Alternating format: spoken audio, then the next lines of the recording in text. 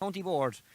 Before we hear from 2010 All-Ireland winning manager Conor Coonahan and player on that team John Hayes, let's hear from both camps ahead of this eagerly awaited clash.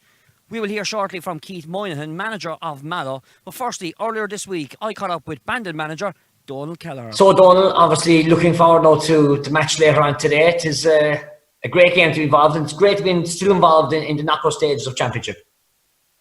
Yeah, look, Pat, if we were told at the start of the year, given the format and given that we had a dual club with games every second week, hurling football, we would have taken this. Our hurlers, unfortunately, were knocked out last weekend. We got back on Wednesday night. We had a good session, and we're looking forward to today. It's where we wanted to be at the start of the year. We set a goal to be here. We are here, and the players are looking forward to it. They like competing. We have a good bunch of players. So it's a tough game for us. Mallow are a very, very good side. So we're under no illusion of the task that's ahead of us here later on. Just going through your round robin results a little bit earlier on, Clyde Rovers, that was a good victory. And then I suppose you might describe it as a scrappy performance against Doheny's. And your third game then, the loss to Fermoy, I was actually at that game myself, but it was a real ebb and flow up and down the peaks and valleys throughout. And I suppose that late goal against Fermoy, you were thinking to yourself, geez, we're gone here. But the way the results worked, you're still in. Yeah, look, we set 2 games realistically. We set the Clyde game as a test, and we probably caught Clyde on a bad night. To be fair, Clyde are a better side than the night we played them in Escara. Doheny's was a local derby. Doheny's had been up for a number of years, competing at that level. It's our first time up here competing at that level. We were up 4 points, 26 minutes gone the second half. We didn't close out the game. We went down a point, and Cian O'Mahony brought off a spectacular score in the last minute to get a draw. And then going to Fermoy. Fermoy was always going to be a big game for us. We take Fermoy, beat Castlehaven last year in the first round and bring in a very good football game. They have some very good footballers. And yeah, it was a bit of, we thought we were gone. We thought we were in the semi-final. And then we thought we were lucky to get through. And, we'd like a crack of Fermoy again. How do you see the format this year, the round robin series, everybody getting 3 games? How from your own perspective, how do you feel about it? Absolutely loved it. Absolutely loved it. The only criticism I would have of it, and this is a very small criticism coming from a dual club, and this was nobody's fault because I think the county board did a fantastic job this year. If we could just spread it out maybe a week or 2 or 3 weeks longer just to give a break, which was originally the format, but as a format, I think it's absolutely superb. If you look at most groups hurling or football this year, everybody going into the last game had a chance of going through. Take Cork Rovers in hurling. They were staring relegation, and now they went through into quarterfinals, and they're performing very well. So it's games. It's what players want. Play a game Sunday, train Tuesday and Thursday, go back and play a game next Sunday, and it's what players want in September. When I was playing, 4 championship games, maybe over a 7 or 8 month period. This is superb. Absolutely. Oh, I'm all for it. I'm fully behind it. That I have no complaints, and I wouldn't say any one of our players would have a complaint about it. Talk to me about the dual club. You brought it up yourself there, I suppose. It has been tough for a lot of dual clubs. Yourselves and Mallow are in the same predicament in the Senior A Championship. Of course, you've got the likes of Newcestown, the Bars, playing 6 round-robin games over a 7-week period. It must have been very tough. How did you keep all the players fresh and ready in mind and body? Yeah, I suppose we had a very good, healthy working relationship with the hurling selectors and the management and the hurlers. Sat down at the very start of this when it was starting and said, okay, we platform players. Now, we were a little bit luckier than some other dual clubs. We'd only 8 or 9 players that were starting on both grades, so we minded the players well. So I suppose it was difficult. We had no complaints about it. We didn't complain. We were happy to get on. We minded the players. And what's absolutely startling for us, that if you look at tomorrow or today, when we're playing later on, we're playing our 8th game in 9 weeks. We had no injuries going into this game, bar Aidan O'Mahony, who unfortunately broke his leg against Clyde Rovers in the first game. So we have no other injuries. That's a testament to, I suppose, the way we have trained, coached, and we've minded our players as well. So again, we are lucky. We had a good working relationship with the hurlers. If we didn't, it would have been a problem. Would we like to have seen the hurlers win last weekend? Of course we would. But we got back the players on Wednesday night in good shape. They were hungry, they were eager. So for that, no issues with the Jewel Club. Yeah, I made a bit of noise about it at the start, but again, I support the county board in their endeavours here to run a championship, and I think they've run a very good championship in very difficult circumstances, and for that they're be commended and applauded. Obviously, both sides have met, both clubs have met in a hurling format in the round robin series, drawing 123 apiece. There's obviously dual players, as you mentioned. You've got 8 or 9 of your own. But who are the players to watch out from a Mallow perspective? From the Mallow point of view, who would we be looking out for? Or our own players, Pat? No, sorry, the Mallow. Who are you watching from a Mallow point of view? Without giving away your game plan. Yeah, Mallow are a physically very tough side. Mallow played us 3 years ago and they beat us, and they went on to win a county final against a very good St. Michael's side. Look, they have a couple of boys on the Cork scene are set up there, Lockery and Taylor, to be fair, to the likes of Cian O'Riordan, to mention just one. Like, Cian has been around for ages and he's playing fantastic football, and he's a big threat to anyone. So, to be fair to them, we've watched them on video. They are a very good side, they're a very physical side, and they've had an advantage. We drew them in the hurling back 3 weeks ago.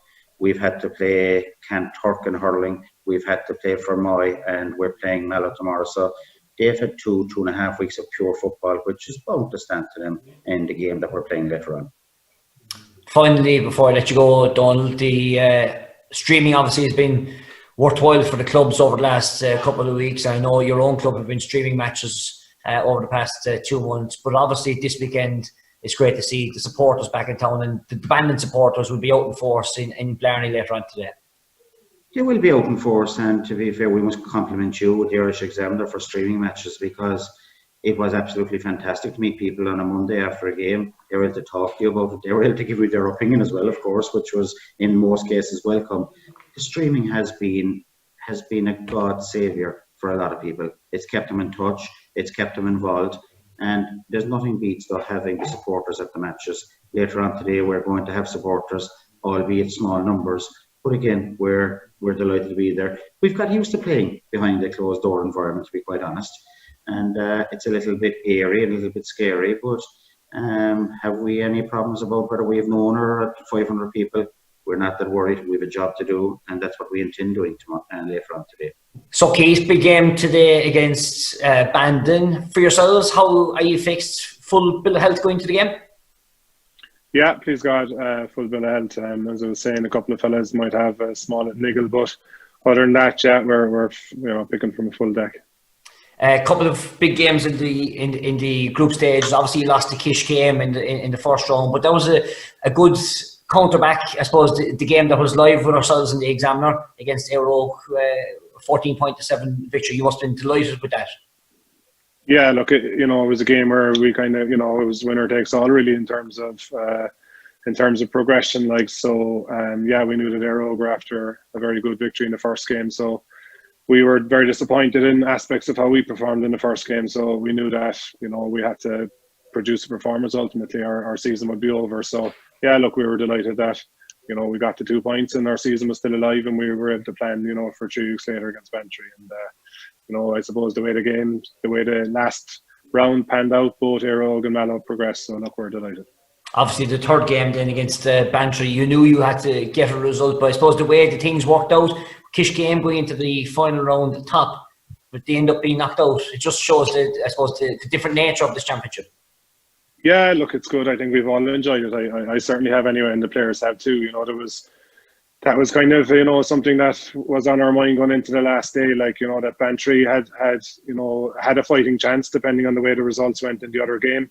And they also didn't want to be in a relegation playoff. Like, so we were under no illusions that we were going to be hit very hard by Bantry, and that's exactly what happened. They got off to a flying start, and they caught us for 1-1 before we kind of knew what we were doing. So it was a tough game, and as you say, you knew in the other game that Éire Óg and Kish game could have went anyway. So Éire Óg, I'm sure, very happy to come out at the end of that.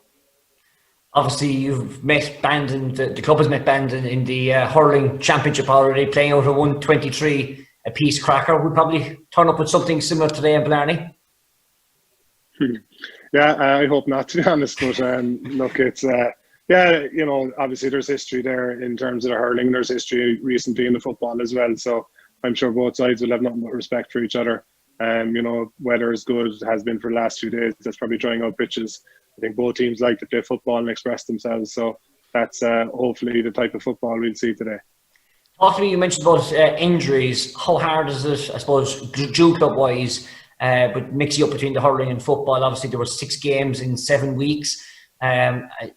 Okay, the break last week then from the hurling because the hurling side were knocked out, leading a 2-week break into the football. But prior to that, how tough was it to try and keep on top of it for both sets of sides?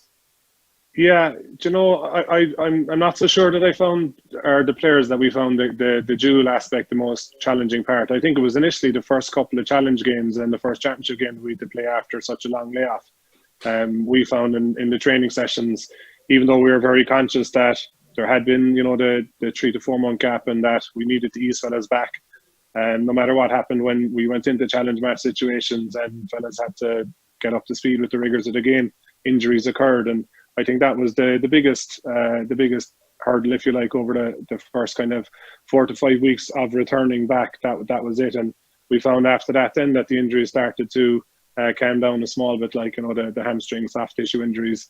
And obviously there's other things that happen in the rough and tumble of games. But in terms of the dual commitments, the lads have been great. They're, the dual players that we have are really, really committed, as you'd have to be. And they're very good at recovering and making sure that they're doing their stretching, whatever they need to do. And there's a very good relationship between the management and the managements of both football and hurling. And I think that's very important for the lads as well, then, that we all know exactly how they are, how they're feeling, whether they're tired, whether they're carrying a knock, and you just have to look after them the best you can then. Without revealing the game plan, who to watch out for from a Bandon point of view? Yeah, look, I think they have leaders all over the pitch, to be quite honest. Like, back from their full back is their captain and Peter Murphy. They have a big midfield, and then obviously I think their inside line is really the line that's putting up all the scores for them. So there's no question. I think there's lots of people to look out for, and I'm not avoiding the question. Like, we'll, as I said at the start, we'll respect them, as I'm sure they will us, and we'll go out to work as hard as we possibly can, and we'll try to limit the space that they want to create for their forwards, and I'm sure they'll be doing the same for us. But yeah, look, we'll be very, I suppose, eager to win that middle third battle and to dominate possession. And I think if you dominate possession, you have a good chance of winning a game of football. So that's exactly what we'll be trying to do tomorrow. Finally, I suppose it's great that the streaming has been taking place over the last 2 months. But I suppose from a player's point of view or a management's point of view, it's great to have supporters back cheering on the team once again.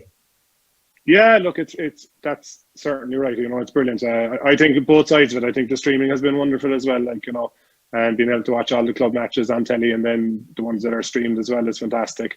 For the supporter, but absolutely for Mallow club members to be back in tomorrow and to get to see the team. You're really talking about small numbers. So the people that are there, the people that are very, very interested and very close to the action, they're brothers and sisters and wives and fathers and mothers and that kind of thing. So it is fantastic. And I think it's just, look, it's good for people. Challenging times, as we all know, and there's a lot going on outside of sport. So sport really is a release, and it's somewhere where people can kind of forget about the troubles for a little while and focus on the games and enjoy the games. So yeah, look, I think it's really, really good, and please God, it can last for the duration of the championship anyway. We can't, I suppose, say any further than that.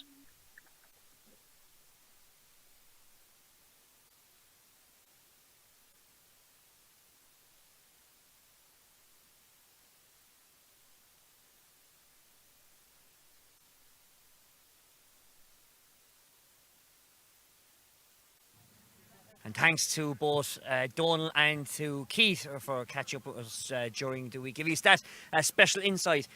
As you can see to my left hand side, Conor Coonan and John Hayes standing beside us. And gents, is supposed to be not remiss of me to mention this weekend is the 10th anniversary of that famous 2010 All-Ireland win. Conor, I remember being at the match, and it was really a close affair. I actually went back and watched it during the week. I suppose the closing stages of that final, there was real emotions up and down the field.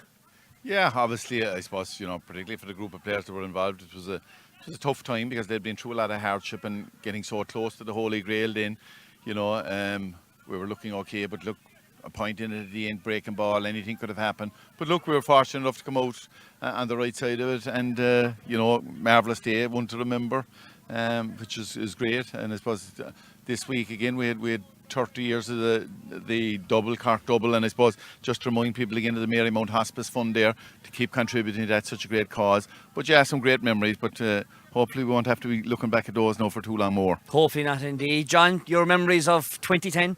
I suppose as usual under Conor, I spent more time on the sideline than on the pitch, so it was kind of, I actually do remember that one because I think Conor called me to come on with about 10 minutes to go, and then Derek Kavanagh got knocked out. Remember Derek got knocked out? That's right. So Fintan came on instead. Right. To be fair, Fintan, he made a huge catch under the stand there towards the end of the game.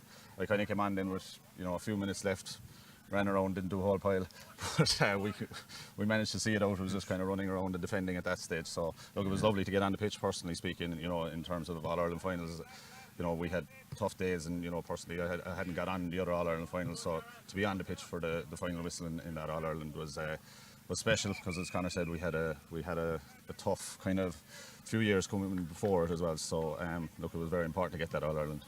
Yeah, it was an elusive one indeed.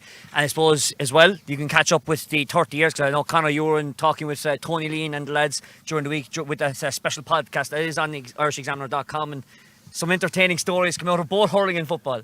Yeah, sure. Look, I suppose when you look back at the memories and it's just those stories, it's not so much about the game, it's about the character and the people around the setup at the time. And, what's very serious, there can be some very light-hearted moments there that you can look back and really enjoy, because I suppose the way things have gone modern now, like everything is so serious, it's incredible the way it has moved on in that way. And I'm not so sure that all of that is positive.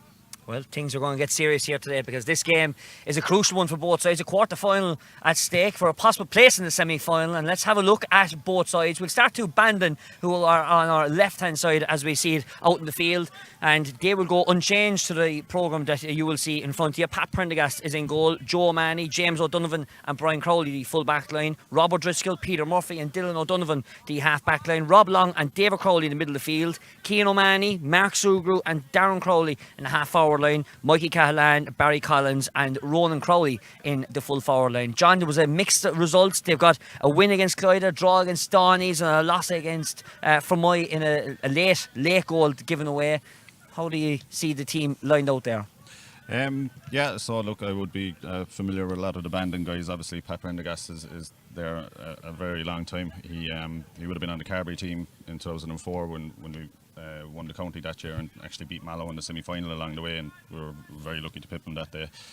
So Prender is very experienced and a very solid keeper. James Donovan is full back. He's a well-renowned bowler, very strong, tough character, will be a solid full back. And Peter Murphy will anchor defence from centre back. He's involved in the Cork panels in and around with a number of years and is a very solid player. Then in the forwards, you've got Mark Sugru. I think most people know about. He'll be one of their main scoring threats. He's a very talented footballer and hurler. Will take watching. Mikey Cahalane people would be more familiar with as a hurler as well, but is a very accomplished footballer.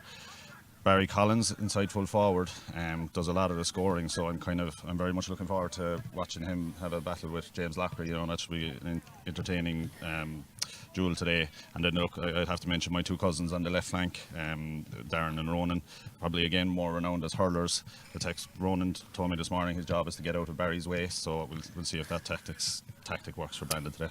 Okay, let's turn our attention to Mallow, who are on our right hand side, and Kevin Doyle starts in goal. Change in the full back line. Bill Myers comes in wearing number 23 in the full back line instead of Oisin Carroll. James Lockery and Andrew Cashman fill out the full back line. Trevor McAvoy, Shane Merritt and Matty Taylor in the half back line. Middle of the field, Darragh Moynihan and Owen Stanton, who captains the side today. Kieran O'Sullivan, Ryan Harkin and Michael O'Rourke in the half forward line, and Kieran O'Riordan, Kevin Sheehan and Sean MacDonald in the full forward line. Conor, you covered a game here, or in Mournabbey, I should say, a month ago when they beat Éireog that night. Yeah, they looked very good that night. Looked really strong. Now, I suppose both teams are going to differently. Éireog had 2 points on the board. Mallow needed the win, so how good that form is, I don't know. We'll know more after today. But on that night, obviously the key players were guys like James Lockery and Shane Merritt down the wing, Matty Taylor, Owen Stanton. I was very impressed with in the middle of the field, caught a lot of ball, and up front, guys like Kevin Sheehan tapping over a few scores, Sean MacDonald, and the old dog for the hard road there, Cian O'Riordan, was crucial in terms of an awful lot of the score. So, look, they look fairly well balanced. I didn't look at the bookies' odds in this, but I'd imagine Mallow would be favourites. What about the two Cork players in that team, Loughrane and Taylor? What kind of role have they to play there today? Well, I suppose they have a big role. I mean, James is a real driver back there. Matty, very good at getting forward and that sort of thing. And I suppose how Mallow will try and stop Matty getting forward. You know, will they put someone on him and just to mark him, or will they try and get some forward to roam in behind to prevent him getting up for his runs? But he's difficult enough to stop. And I suppose it'll depend on the defensive shape that both sides take. You know, a lot of teams now tend to get as many bodies back behind the ball, and for attacking wing backs, that's problematic enough. But look, the one thing you can be sure of Matty is that you'll get everything out of him. He's a real genuine guy, up and down the field all day. But look, it's championship, it's 10 margins, and Bandon are coming back off a hurling defeat last weekend. You know, it's throwing everything at this and hopefully putting that defeat behind them. And possibly, John, that's where Mallow might come with the advantage, because they've had a 2-week straight run into this football game. Yeah, absolutely. Yeah, look, it's I think eight times in 9 weeks. But a lot of those Bandon players will have been out. So, like it can go two ways. They'll obviously be fit. It's a very hot day. Both teams are going to be fit. If you get a good start, a lot of that tiredness goes out of the mind. If Mallow can get on top of Bandon, maybe a few fellas start thinking, we've had a tough run, and the legs get a bit heavy and it gets a bit more difficult. Conor alluded to it there. Mallow are probably slight favourites, but Bandon are all football now after being beaten out of the hurling, so I'm sure they'll want to go further in this competition. Has been wonderful competition and through all the grades, as we see both sides getting ready out on the field. And Conor, I suppose we mentioned we've been covering games across the group stages. It has been topsy-turvy all the way through. I was actually at that Bandon for my game in Glanmire, and it went all the way down to the wire, and they were actually waiting on the Clyde Rovers Dohenys result to see how the table was going to finish up. Yeah, look, it's been a fantastic championship from that point of view, because everything was down to the wire. It was, as I said to someone there, it was nearly like an election count. You were looking at transfer votes and points and whatever. So it's been, I don't know, you probably couldn't plan it any better. Hopefully today, we get a good game, a good exciting game. I see the earlier result coming in there from Aerogue beat St. Michael's fairly well, which was surprising enough. But hopefully we'll get a much closer game here today. 3-12 to 4 points, and they've booked their place in the semi-finals. We turn our attentions now to the field, and our referee this afternoon is Robert Whelan of Ahada, and it looks to be that Mallow will be playing from left to right as you see it on the camera. Of course, they're in their traditional red and gold, Bandon in the all white, and we're going to put your next on the line, lads. Give us a name. Who's going to win this one? Well, I think, look, I'll stick with the bookies. They seldom get it wrong, so I'll just stick with Mallow on this one. John? Well, look, I'll have to be biased and stick with the team from the West and give them a 50-50 vote here. And, I'll have to back my cousins in this one as well, so Bandon for me. Busy day in the Irish Examiner live stream, of course. Later on this evening, we've got the Premier Senior Football Championship live from Parky Rin from 7 o'clock. The lads will be on air from 6:45. Of course, the game between Duhallow and Valley Rovers taking place tonight. But all eyes on the county, concentrating here in a sun-scorched Blarney as we await for the start of this game. As Rob Whelan throws in the ball, we're underway in the second quarter final of the Bon Secures Premier Intermediate Football Championship, and the first possession goes the way of Darrell Moynihan, and Moynihan winning the free for himself just outside the Bandon 65, taken there by Ryan Harkin, but straight in top of the loose defender back there is James O'Donovan of Bandon. Bandon now just looking to try and settle themselves down. Peter Murphy and recycling outside to Rob O'Driscoll.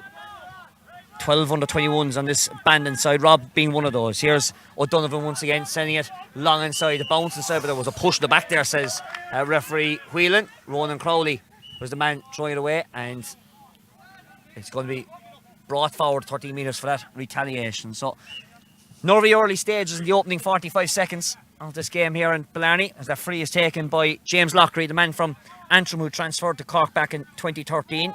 Swings it over to Ryan Harkin. Back towards Matty Taylor. The three Cork players getting involved. Here's Matty Taylor making a searing run down the left flank. Low ball inside for Bandon. What can they work from it from here? Going into the corner, badly kicked in there and gone out for a line ball. And it's a line ball for Bandon, deep inside their own 13 metre line. touch enough stages in the early minutes. Yeah, a few balls gone forward there now from Mallow that haven't found their man and that sort of thing. But I think it's just important for people out there to realise that the heat that's here is quite significant. As that line ball has been taken by O'Donovan. Send it back to the keeper, Pat Prendergast. And Prendergast is soloing away in his own. Sends a shot in towards the centre, inside their own 45 metre line. Fumbled by Crowley, but Peter Murphy got first to it. And now they recycle it through the channels. And Murphy kept on that run up towards the centre of the park. Now here's the first time we'll see danger man Mark Sugru. As that inside line starting to make runs inside, but Sugru keeps on going. He's gone inside the 13 metre line. Sugru's still on the bike. Is there a goal opportunity here? He has got an early goal for Bandon. An early goal, a well-worked score from Mark Sugru, John. It's a cracking goal. Look, we highlighted Mark as a danger man before the start of the game. Got a ball on the wing. It's a one-on-one contest with his man, and Mark is very, very, very difficult to stop on a one-on-one basis. So Mallow, just looking at how the two teams have lined out, Mallow are going man for man. There was a bit of space in there. The first ball got blown up for a free. A lot of space there again that time, so Bandon could have success if they hit the ball in early. Yeah, Bandon seem to be playing a lot of people back behind the ball, and as you said, John, there's a lot of space then for guys to move, as we saw that time when Mark Sugu got a clean pair of heels. And a free one inside there by Sean McDonald. There was a hand over the shoulder of the defender, Joe Manny. This needs to be a score for Mallow just to get themselves into the game. Had an early opportunity, but that early goal from Sugu was a real sucker punch to the Avenue divisional side. And an early opportunity here now for Mallow to get themselves on the score sheet. And it's going to be Michael O'Rourke who's going to be taking this one. 28, 30 yards out from goal, outside that the exclusion zone. Sends it short, sends it in and over the bar. It's an early point and a needle point, Conor, for Mallow. Yeah, I think Mallow just needed that to settle the nerves a bit, because that goal, would have had a bit of an impact on him. But back in the game now, and ball kicked out. Kicked down to the centre of the park, but it's easily won inside there by Matty Taylor. And Taylor recycles the ball out over towards that far side of the field. It's back into the centre. Here's Kieran O'Sullivan, already getting 3 points in this championship. Dangerous player as O'Sullivan, but just fumble the ball. Big shoulder, but it was the third man, says Robert Whelan. David Crowley taking the Mallow player out of it, and it's a soft free to give away, John. Yeah, a little bit. It was a good shoulder, but the player didn't have the ball, so it was a correct decision. Cian, no, you'd expect Cian to put this over. He's doing this for Mallow for a long time.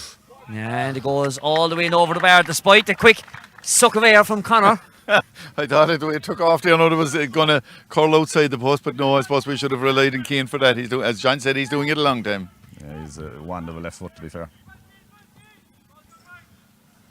As that kick out comes down towards this near touchline, and Bandon players knocked it out, and the Mallow have taken the quick line ball. There's a chance inside here with Kieran O'Sullivan. He's one-on-one with the defender. He's going to try and get the score, but he's kicked it at the outside of the boot.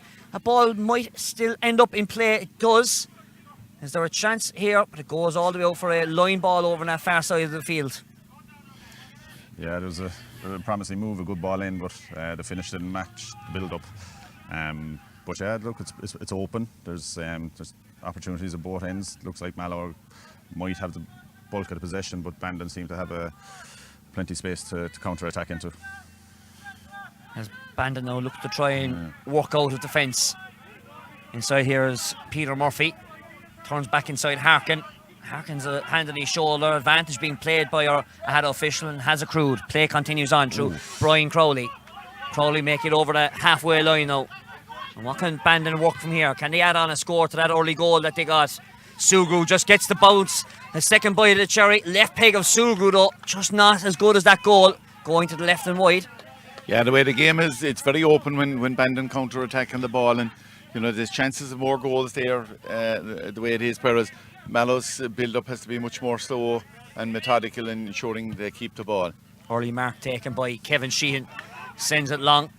It was missed on that occasion by Owen Stanton, and Bandon now trying to reset once again. Darren Crowley working it inside in towards Ronan. Ronan Crowley now making inside the 45 metre line. Looking for runners inside. He's got space to work with though. Sends it into the corner in towards Cian O'Mahony. O'Mahony off the left peg, tight angle, cross the face of goal though, left and wide. Yeah, look, that's probably a couple of poor shot selections there from the Bandon forwards. They had opportunities in space to create a little bit more and probably rushed the shots when they could have worked it back into a better position. Mallow electing to go short once again to James Lockery. Here comes Trevor McAvoy in possession outside their own 45-metre line. And towards Matty Taylor. Taylor now looking to try and switch the play over towards that far side of the field. The man in space over there is Shane Merritt. 50-50 ball into the centre of the park, but one inside there by Lockery, who was ghosted up from the full-back position, and Lockery levels the game. A good score from the Cork full-back. Great score from James Lockery, kicking it off his weaker left foot there. But, you know, that's what James can do. He can drive up the field there and pick off a score, and that's a great boost to Mallow now. So we're at level now, 3 points to goal. Shot kick out, this time from Bandon to Peter Murphy. Murphy just shown defensively by Harkin to go backwards. And he elects to go to his right-hand cornerback. That's Brian Crowley. Crowley again under pressure now from Harkin, putting in some good tackles, but he did well to evade the 2 tackles of Mallow. Got through, and advantage being played. Play continues on. Sent up forward by James O'Donovan. There's a chance here now for Bandon. Darren Crowley in possession over that far side of the field, and was a sun-splintered Blarney this afternoon. Darren Crowley recycling the ball back outside. Is there a chance here for Bandon to try and work a score? David Crowley working it back down to the corner towards Darren Crowley. Darren sending it in and gone in and over the bar. Great score for Bandon. Great score from Darren, just showing the mother side of the house can do it as well, so he'll be delighted with that one. But look, it's a good game so far.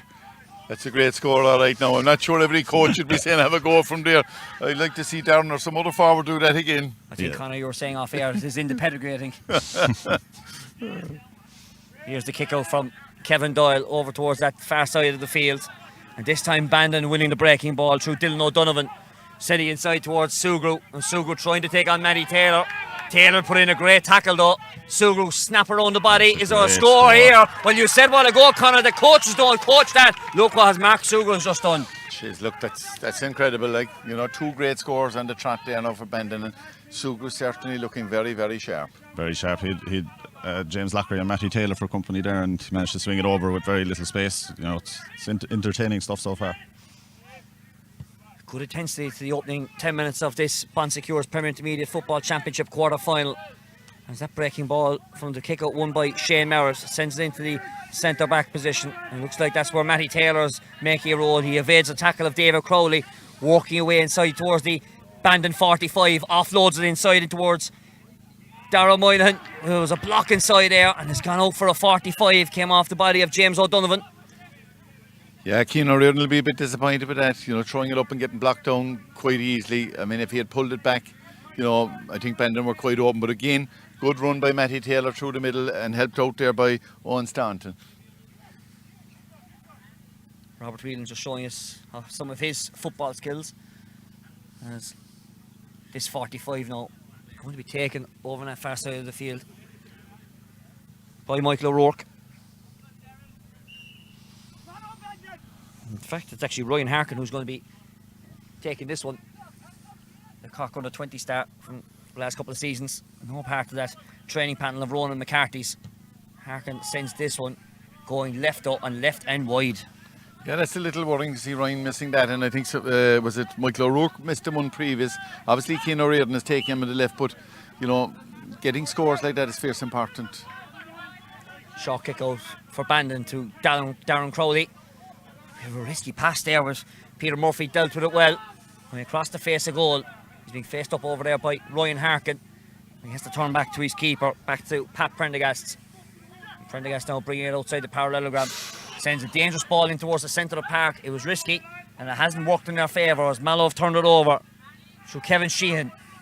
Sheehan taking ball inside, goes inside, Kieran O'Riordan, chance for goal, and a great goal inside for Kieran O'Riordan. His second goal in the championship, and Mallow take the lead.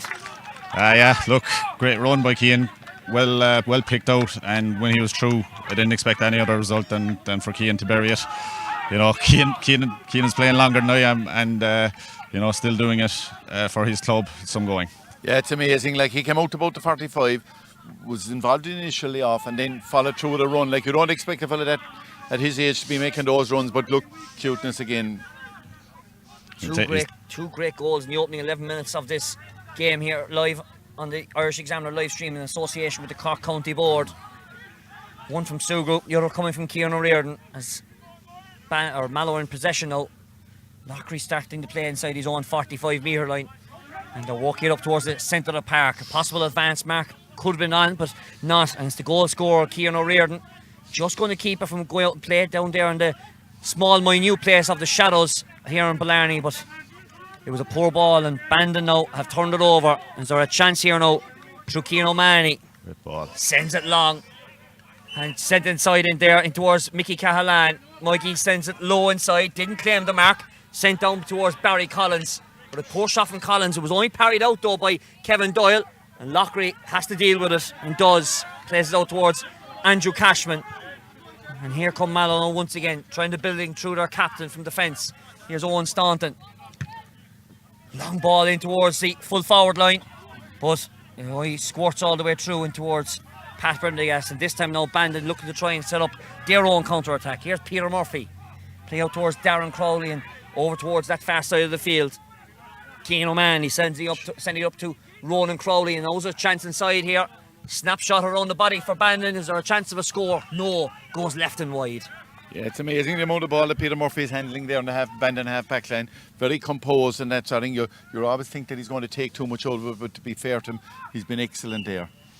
Yeah, there's a lot of space there. Three kick passes up the pitch for Bandon, and I think Michael will be disappointed that he didn't slap that one over. They've had a couple of wides to add to the 1-2 they have. So look, chances are there. They just have to be more efficient with the shots. Kevin Doyle sending down the centre of the park. A great mark one there by Darrell Moynihan. Moynihan sending inside towards Matty Taylor. These wing backs are really coming on for Mallow up the field, but unfortunately that shot selection for Matty Taylor wasn't the correct one. Yeah, he'll be disappointed with that. Well wide there when he'd run into a great position, made a great run. So it's back to Bandon now again. A chance now for Bandon to build through Cian O'Mahony. Bandon now just playing quite deep, leaving two full forward men inside the 21 metre line, as there were a foul there for Bandon. A foul against Mallow, I should say. It's quickly taken by Bandon, but a poor ball up here, and that's probably been the story. Apart from the two goals, both sloppy at times from defence, trying to transfer in towards the forward line. Ryan Harkin passes it inside in towards the on-rushing Kieran O'Sullivan, and here comes Darrell Moynihan looking for a goal. Mallow was scooped out inside. Moynihan has sent it outside, but a poor shot once again from Sean McDonald, shooting his left both sides down. Yeah, that was actually Owen Staunton that burst through there again, but I think both sides guilty of a few missed chances there, and they'll be a bit disappointed with that. We're now, I think, into a water break at this stage, and by God do people need it, because the heat here is extreme. 1-3 to 1-2 in favour of Mallow. It was very slow for the opening couple of minutes, but that goal really settled Bandon down quite quickly in the third minute. Yeah, look, we've seen a lot of action there in that 15 minutes. A couple of great goals, a couple of cracking goals, some spectacular points on the Bandon end as well.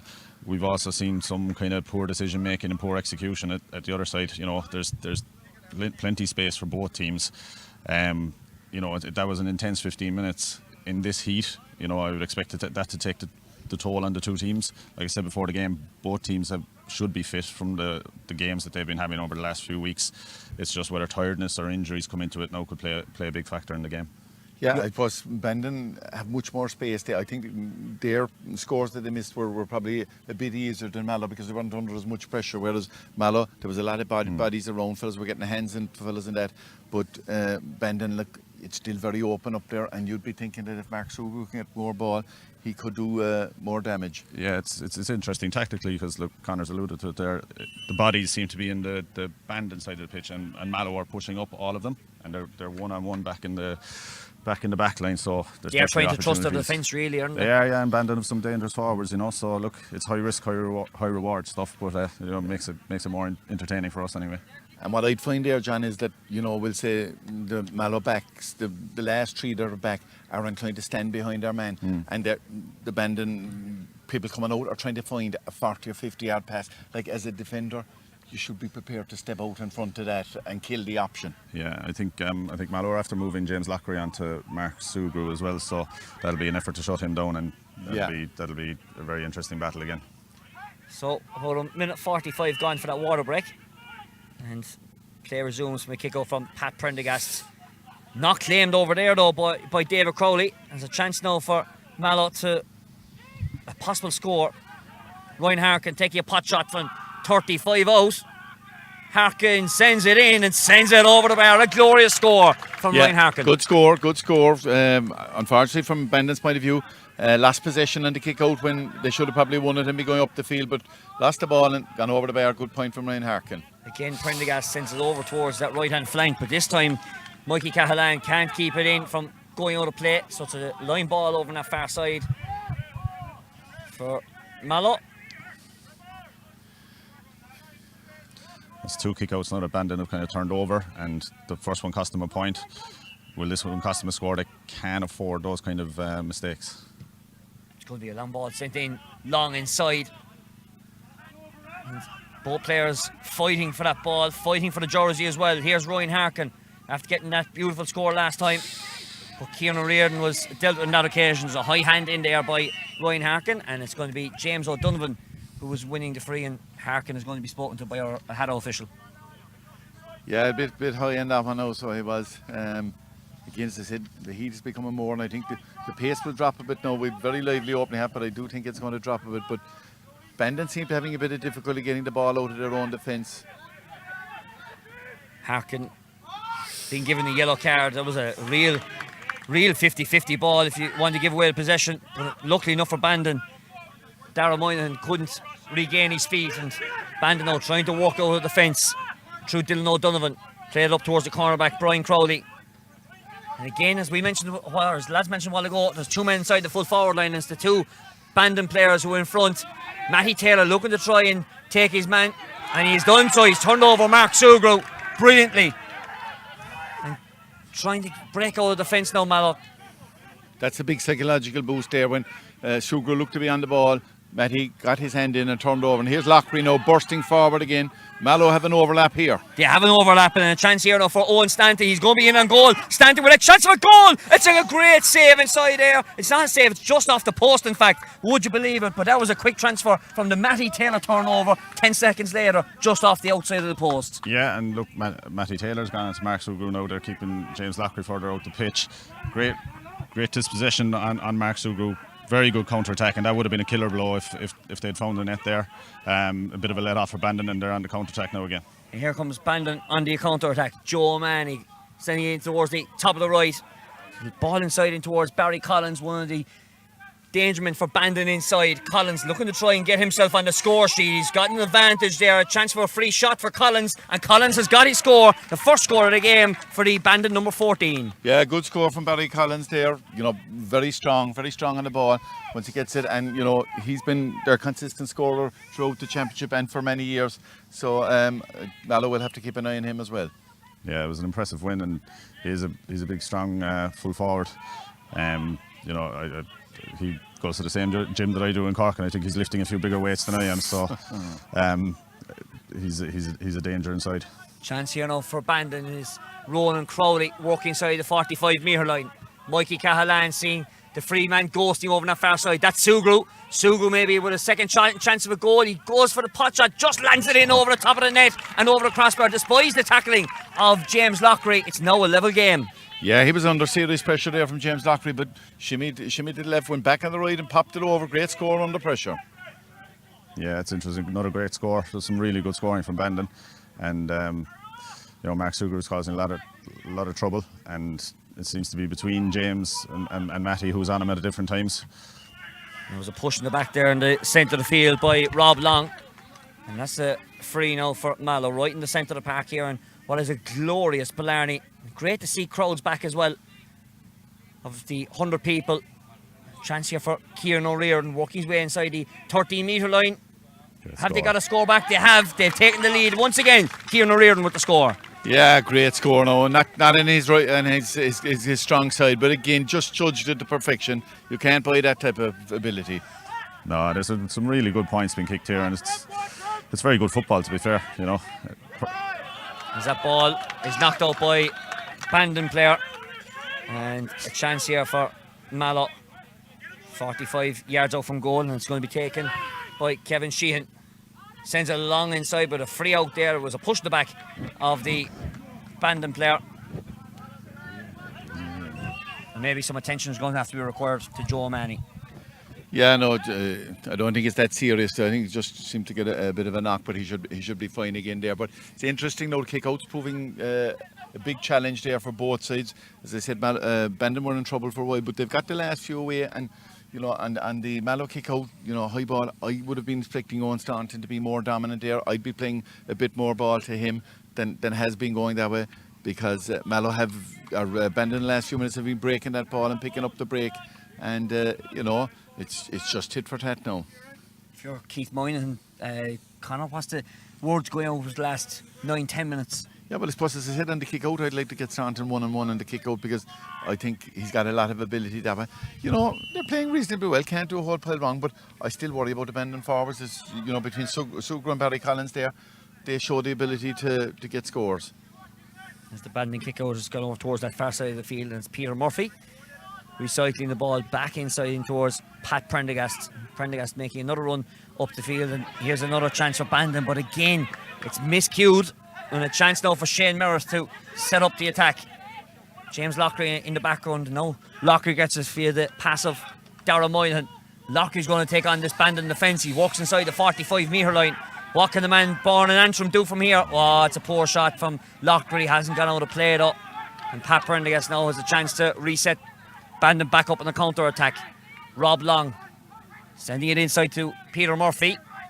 And Murphy now looking to try and maybe he'll go with a 40 or 50 yard pass. He does that, sending it in towards Mallow territory. Here's Darren Crowley. Crowley now with an opportunity. Sugu inside the edge of the square. Not making too much movement, no. And Darren Crowley has to go and try take on his man one-on-one, but the Mallow defender stuck with him. Now inside Ronan Crowley, and Crowley's burnt the first defender inside. A chance for Crowley to level the game, and it does so with a hand pass over the bar. 1-5 apiece. Yeah, Bandon's build-up is a bit slower, but like, you know, they're capable of getting off those scores when they want to. Crowley's, you know, showing a bit of legs there, you know, which is going to be fierce important in this heat. Matty Taylor about to break up the field now with the ball. Winning the short kick out was Taylor. And again, showing that speed that he shows for Cork over the past couple of seasons. Hopefully be in the plans of Ronan McCarthy for this coming winter season. Here's Kieran O'Sullivan popping the ball over the top. 50-50 ball, but the Bandon man threw his body on the line there. Here's Darragh Moynihan with a shot, and now the scores are getting with Stanton it is, and Stanton's getting the score for Mallow there. Yeah, Stanton, as I said, you know, big player for Mallow. When he gets on he doesn't look the most mobile, but he's a big stride and covers a lot of ground. Good score. Yeah, it's a fantastic score. I mean, a lot of the scoring that we're seeing is really good stuff. The quality is kept up. Like I think both teams look, you know, impressively fit, and you know, it's a consequence of regular games, and like club players are blue in the face from saying it with so long that they need, you know, certainty in fixtures and more regular games, and I think you're seeing the benefit in these two teams now at the moment. As a free goes backwards to Pat Prendergast. Bandon now just to try and get a score. Mallow leading by that solitary point as we close out the opening regulation 30. Peter Murphy in possession, evading 2 tackles, but under pressure now from Ryan Harkin. Harkin fouling though. Advantage being played and has accrued. Murphy now sending down towards this near touchline. Here's Mikey Cahalan offloading the ball to James O'Donovan. Cahalan offering his services once again. Right on the Mallow 65-metre line. Great ball off the banana skin. It's worked out well for Bandon though. Here's Darren Crowley offloading it over. It was a dangerous ball though to Cian O'Mahony. And now the Bandon attacker O'Mahony is fouled inside there, and it's going to be a free from about 23 yards out. Yeah, Mallow will be disappointed with that because they had 3 men around the ball and still someone got a hand in the back when there was no real danger.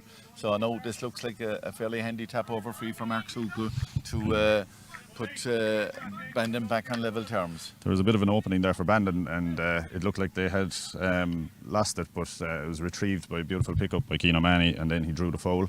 So, you'd expect Mark to put this over and level the game. Suguru's already got 10 points to his tally from place ball in this championship. With 14 points coming into it, he was the 5th highest scorer of this Premier Intermediate Football Championship. And he's probably gone to the top of the leaderboard already with that early goal. Suguru with a chance to level the game and convert it, John. Yeah, and look, I suppose it's rare enough that guys strike the ball off the ground these days. It's nice to see it, but Mark's been very impressive in the first half. He's been in and out of Cork setups before, but if he's available, I'm sure he's someone Ronan McCarthy might be interested in talking to. As that kick out is sent over towards the far side, and it's been won over there by Ronan Crowley. Sends it low inside towards Barry Collins, who hasn't seen too much possession today. He did get a score earlier on. 50-50 ball. Cahalan has got the ball inside. So there's a chance for Bandon, but intercepted inside there with James Lockery. He had the vision to get in between the two Bandon attackers and knocked it out for a 45. There was only a fingernail in that. If he didn't get it, I think it was definitely a goal for Bandon. But great touch by James Lockery there. But again, as I said, Bandon creating the openings there in terms of, maybe getting goal scoring chances. I'd probably like to see Mallow be a little bit more direct at times into their full forward line, because the build-up is slow and Bandon are getting numbers back. Yeah, Bandon are getting on top a little bit now in the last 3 or 4 minutes, and it's an interesting game in the sense that both forward lines seem to have the beating of their opposite numbers. So it's high scoring, it's impressive stuff, and it's enjoyable for us to watch. Sure is, and I hope you at home are all enjoying the coverage so far this afternoon. As Suguru takes that 45 and skates just inside the far upright. A great score, and Bandon retake the lead. First time since the 9th minute. For the 45 there, he had a lot more in that. Great composure, straight as a die, in contrast with maybe Mallow with a few bad misses from frees. As that kick out is taken short, and Matty Taylor spun into the tackle and won it with good intention indeed. Andrew Cashman offloading to Trevor McAvoy. He's switching the play over towards that far side of the field. A lot of Mallow attacks starting over that far side. Here's Shane Merritt offloading the ball to Stanton and towards the centre of the park. Ryan Harkin. Measured ball inside the 45 metre line, but just not measured well enough by Kevin Sheehan. And a chance now for Bandon to try and relieve the pressures. Cian O'Mahony offloading it short to Peter Murphy. But a poor ball by Murphy, which allows Mallow to regain composure. Bill Myers sending it inside towards Darren Moynihan. There's a quick ball turned inside there by Kieran O'Sullivan. O'Sullivan passed the ball aside to Owen Stanton. So a chance here for Kevin Sheehan. Sheehan looking to level the game, and Sheehan has levelled the game once again. Great point by Kevin Sheehan there. You'd like to see him on the ball a bit more. What I've seen of him in the past, once he gets a bit of space, he's a good man to get a score. So that's why I'm saying if Mallow could be a bit more direct, they might make a bit more progress. Level game as we're into the final minute of regulation time. And a chance now for Bandon to set off on another attack. Long ball once again by Brian Crowley, but the Bandon attacker there looked like Mikey Cahalan just couldn't catch the ball in the sun. It is really a glaring sun here this afternoon in Blarney. Possession with Moynihan, sending it long from the halfway line, going into that top left corner, and Kieran O'Riordan is in a foot race and wins the foot race. Offloads the ball to Sean McDonald. McDonald has turned on a sixpence. McDonald working inside. Is there a chance of a goal inside here? There is for Stanton, and Stanton's buried to the back of the net, and right on the stroke of half time, Mallow have got a second goal. Yeah, again, Cian O'Riordan involved. A long ball in, which I'd been suggesting for a while. Long ball in, Cian O'Riordan wins it. Sean O'Donnell, who has been quite quiet, took on his man, beat him, and many players would have been happy to take the point, but he had the composure, passed the ball across the square, goal. Yeah, look, that could be a killer blow for Bandon just before half time. I mean, they probably deserve in the balance of play to go in at least level, but how will they react to that is crucial, because it's been a cracking first half.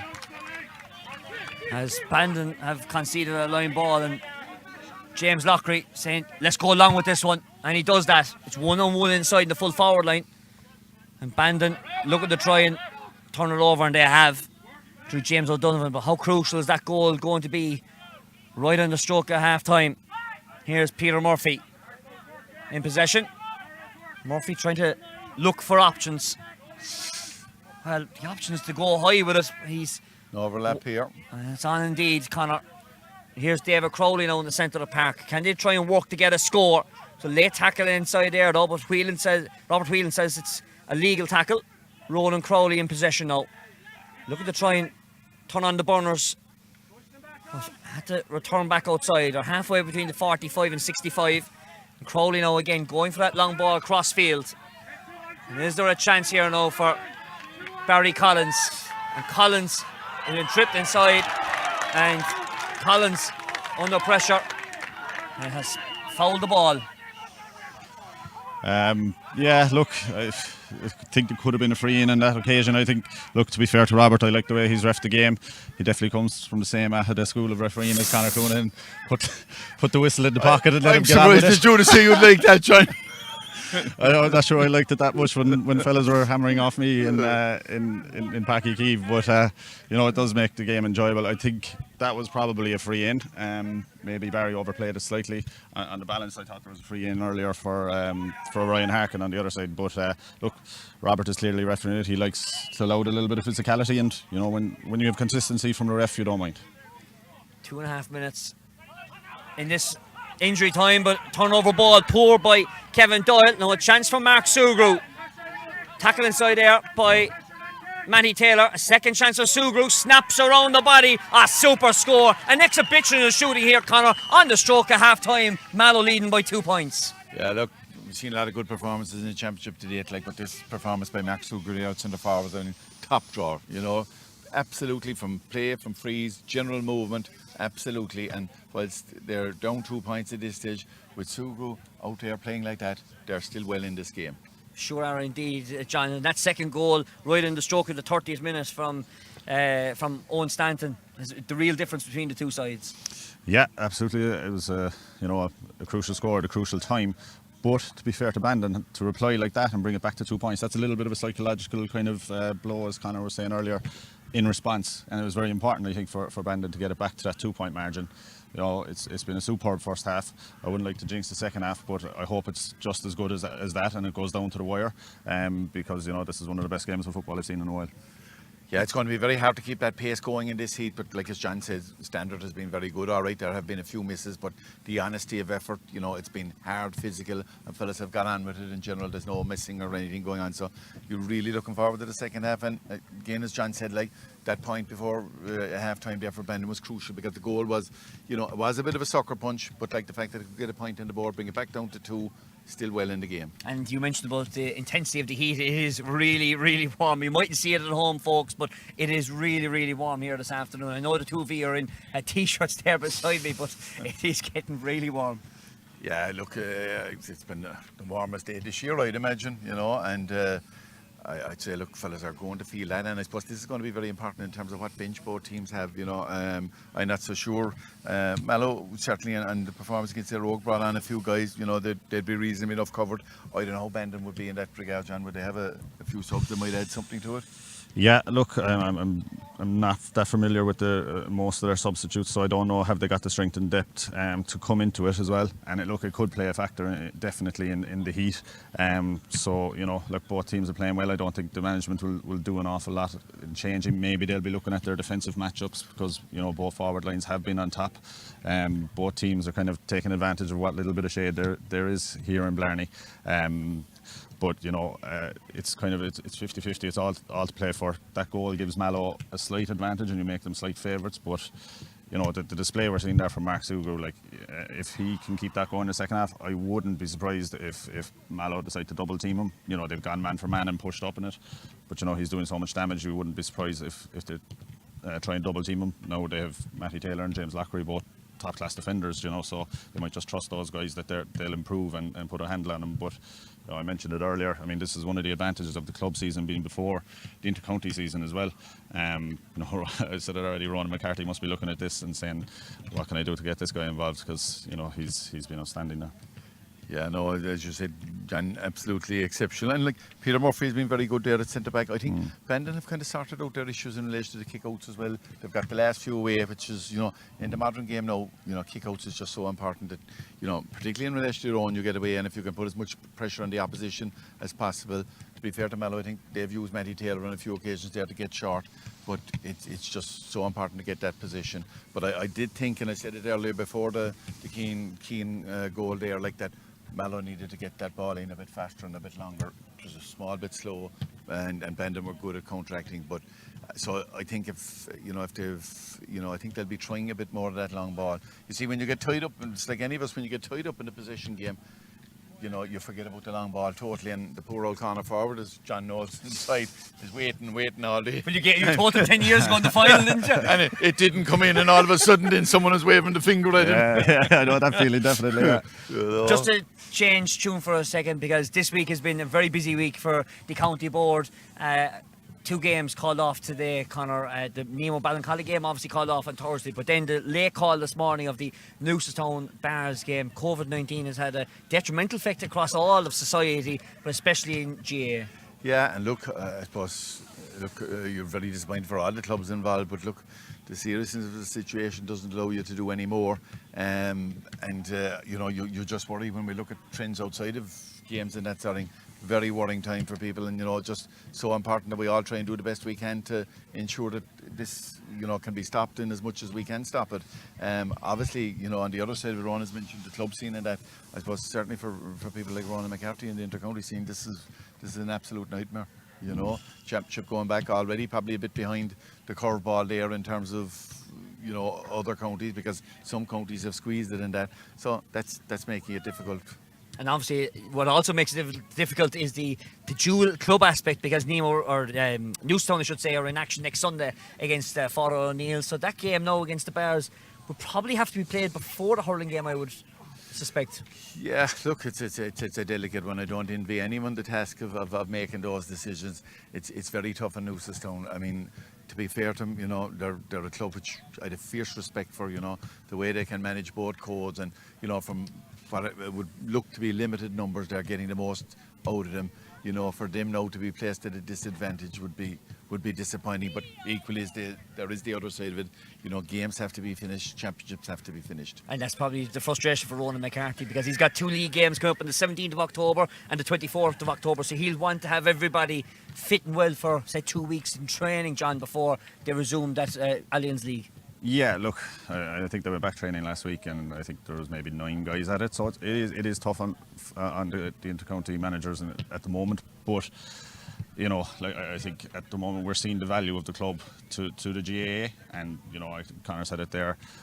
It's very difficult to manage if you have COVID cases cropping up within panels, and the county board are doing their best, and it's a difficult situation to manage. But we just hope as GAA people that these championships can be finished out, that the inter-county championships can be run.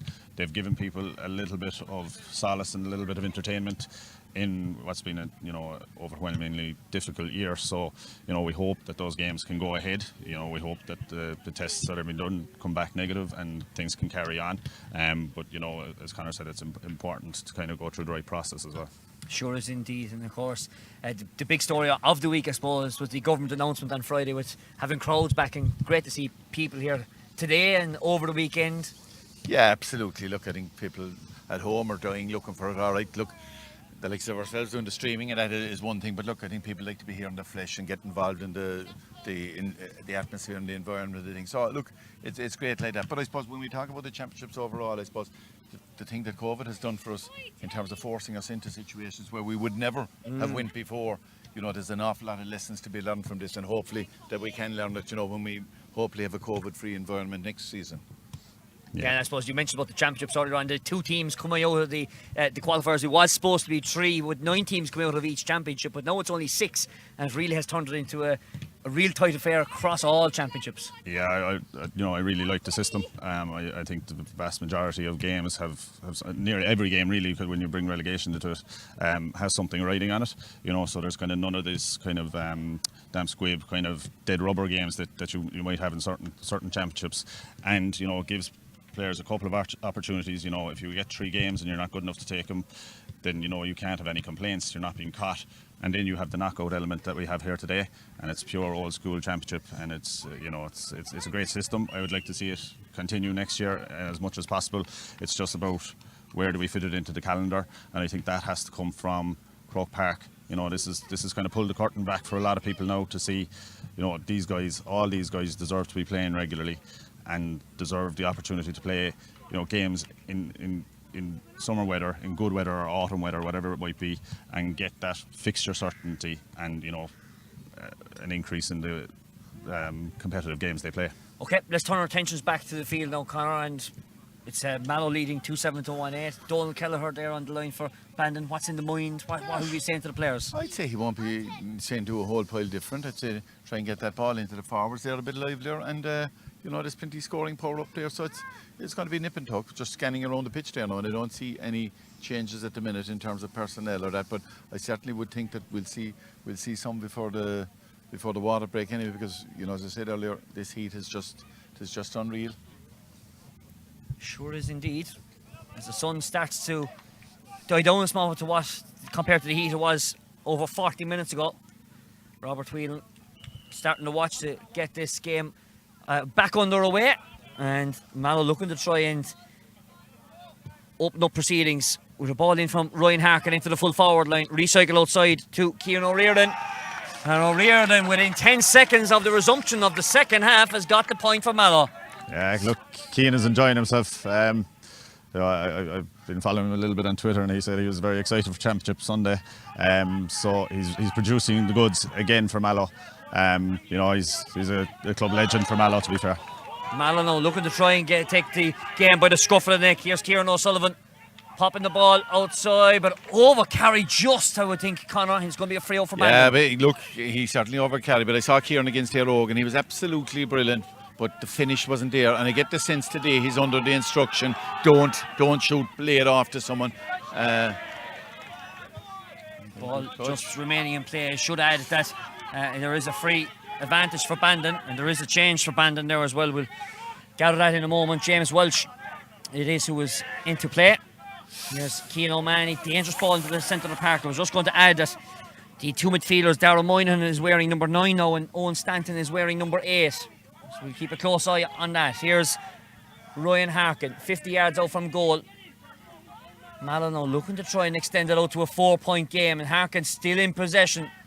A searing 30-yard run over towards that far side of the field, but he recycles the ball back outside to Michael O'Rourke and out towards Sean McDonald. Here comes Moynihan through this. In fact, it's Stanton. It is playing to the centre of the park. A chance for a goal here for McDonald. Cross the park over towards O'Riordan. O'Riordan stopped aside. Second chance for McDonald. Saved again. Still another opportunity for Stanton, and Stanton plays it left and wide. I would think it is going to be a wide ball. Yeah, it was definitely wide. Hold on a second, because sorry lads, I'm going to jump in. It's going to be checked inside there, and the sideline official's going in to say he's just going to check with Rob Whelan, and there was a bit of clumsiness inside. There was a chance there for Stanton inside there as well as McDonald. It's McDonald who had the last shot. Cian O'Riordan's ball was saved, and the score will go down on the record books to Sean McDonald. Yeah, look, it was hard to see. I kind of thought it looked wide from here. It was a great bit of action again. A super save from Pat Prendergast, because Mallow cut Bandon open. Cian was in 1-on-1, and you'd expect him to bury it again like he did in the first half, but Pat made a great save. The rebound came out then. The rebound came out, and they almost had another goal and ended up with a point. I don't know, we'd need to see it on the camera again to see whether it was over. But this is the funny thing with crowds in the round. They're all no shouting at the referee where they wouldn't have been over the last 4 or 5 weeks. Here over on that far side is Sean McDonald. Ball squirting through for Mallow. His soccer shot, chance of a goal off the post from the shot of Michael O'Rourke. And Pat Prendergast now trying to clear his lines. And here comes Peter Murphy with a golden opportunity for his third goal for Mallow, Conor. Bandon really need to settle now and get a hold of the ball for a minute, because Bandon or Mallow certainly seem to have him on the rack. but here we go going forward now. David Crowley winning a free after the tackle there of Moynihan. Cian O'Mahony now under pressure. And O'Mahony's arm was being pulled illegally, says our Haddo official, so it's going to be a free for Bandon. What can they muster now? Is there a chance inside here? The score from Bandon would be crucial, but Matty Taylor has turned it over. And Taylor's ended up on the floor. Play on, says the referee. Lockery offloading the ball to Ryan Harkin. But it's going to be a free, an indirect free it will be. Just an injury there to Matty Taylor. That was a crucial interception by Matty Taylor, because I think with a better hand pass, if the hand pass had gone to hand, Bandon were through with a 2-on-1 again. And again, both forward lines are showing the capacity to kind of cut open and make goal chances. Connor's right that Bandon really need to settle, because Mallow have come out much the stronger start to the second half. And the only consolation for Bandon is that they could have conceded 2 goals and they've only conceded a point. So still 2 points in it by the scoreboard. Yeah, some query there now about the scoreline there. Not 100% sure is that right, Jan? 2-8 to 1. Yeah, It's 2-9 to 1-8. I would think so. Yeah, I think so. Yeah. The scoreboard is wrong. Yeah. Someone needs to get that. So that's the scoreboard on the field we speak of. Hopefully someone might be able to get some word on that. In fact, this the club secretary who was on the line, Jim McAvoy, is going to go down and tell his club mates down there. So that's going to be clarified. Yeah. With the resumption of play from their own 65-metre line from Ryan Harkin. He plays a short to Matty Taylor. 1-2 between the two of them in the centre of the park. And here comes Taylor once again. Walking inside. Back outside to Harkin. And can Mallow press on the advantage? MacDonald popping the ball off inside towards Owen Stanton. Stanton working away inside. Is there a chance for Owen Stanton? Is he being held inside? No, says our official. Play continues on. Chance for O'Riordan off the left peg. But goes to the left-hand side and wide. Yeah, look, Owen Stanton's having a good game for Mallow at midfield. He's driving forward with his runs, and Bandon are struggling to contain him. Again, possibly looking for a free in there, but ended up with the key and putting it wide. Bandon a bit static now. No one looking for the ball here. We'll have to go along. Crossfield ball, good crossfield ball. Watching the hop now. Ball has gone in and it's gone to Brian Crowley down towards this near touchline in front of us. Under pressure now from Sean MacDonald. Ball's offloaded though to James Welch. And they're going to recycle the ball in towards the centre of the park. Ronan Crowley. A very central role in the second half. Offloading to Dylan O'Donovan. Again, Mallow just dropping players back in front of that full forward line. They see the threat, but they can't hold off the threat of this man, Mark Sugru. Lockery's done very well to dispossess him. And a great win there for Lockery. There's one there by Moynihan. As they run through the centre of the park, here's Matty Taylor now on the counter-attack for Mallow. What can they work from here? Taylor working his way inside, offloads it inside. It's a 2-on-2 situation. A chance here for Ryan Harkin off the left peg, gone in and over the bar. Yeah, Mallow certainly to grab the initiative now in this half, and they're stretching it out a bit. They're just about to introduce a sub now at this stage. Per Hurley is coming in there. Not sure who's coming off yet. Sean MacDonald coming off there. So Per Hurley's a guy with plenty of experience again to add to it, but Bandon certainly, they need to get a score on the board now. We need to get Sugar on the ball there, and for else the game will slip away from them. Yeah, look, it's a strong start to the second half from Mallow. 5 points up. Mark Sugu, as good and all as he is, he probably should have used the support there at that time. You're not going to beat James Lockery all day long. He's too good a player to kind of let you do that to him. So, Connor's right. Bandon have a lot to do here. They need to settle down, get the ball to their dangerous forwards in good positions, but they can't rely too much on Mark as an individual. That ball walked up toward that far side. Down Crowley in possession. Crowley working his way over towards that 20-metre line over that far side. He seems confident enough to take the man on. Swings a snap around the body. Lands short, and Kevin Doyle now has a chance to clear the lines with a poor shot there from Darren Crowley, Conor. Yeah, a little bit of panic now when composure is needed there, just to slow it down, wait for a player to come off and pop it off. But Mallow certainly full of running now. Matty Taylor in possession, trying to put on the counter-attack. There's a one-on-one opportunity inside. If Taylor can see it, he does. Sends it inside. There's a chance here now for the substitute, Pa Hurley. He turns back on his right peg. It's a super score from Pa Hurley. And that now extends it out to 6 points, John. Yeah, look, we talked at half time if the benches could have an impact given the heat and the number of games that the two teams have played. But that was a great score from the sub with his first touch there, Pa Hurley. 6 point game. It'll slip away from Bandon very quickly if they don't react. Yeah, it's an option, Peter Murphy, but no one showing for the ball. Yes, maybe we've got Sugru on it now. And he does very well just to put a left hand to it under pressure with Matty Taylor. Sends it long inside to a 1-on-1 ball. Both players fighting for it. And Bill Myers picks up the ball cleanly and playing it out through the channels. Here's Lockery coming out now. Walking up towards their 45-metre line. Easily gets around David Crowley on that occasion. And they're walking across from Ryan Harkin over towards that far side. Kieran O'Sullivan playing it in towards the top of the right, towards Kevin Sheehan. Sheehan turns back on his left. Sheehan with a snapshot around, but trailing to the left-hand side and wide. Yeah, look, Kevin Sheehan, you'll be banking on him to get a score there now. But look, it's looking difficult for Bandon now at this stage, even though I think we're going into a water break or something now at this stage. It's a substitution, in fact, just Jonathan Mulcahy's in for David Crowley. Yeah, they need a change. I think they've kind of gone out of it around midfield. It's a great kick out, and he should have caught that. And here's Mulcahy getting his first possession in the game, playing it back towards Peter Murphy.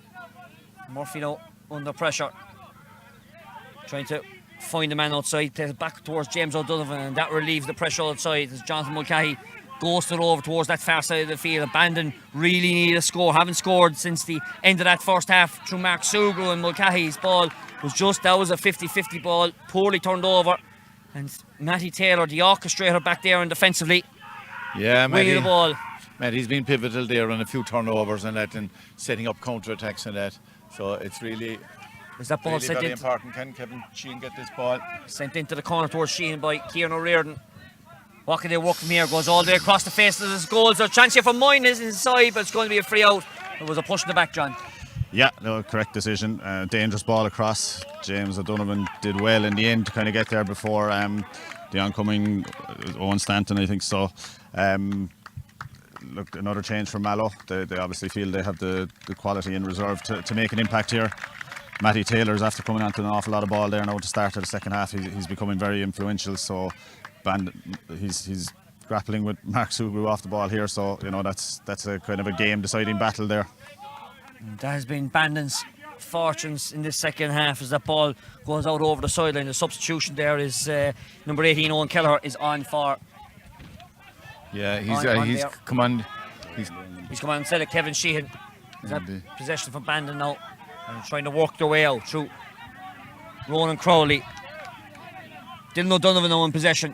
And again, Bandon leading the score, but there's a very risky ball walked out there.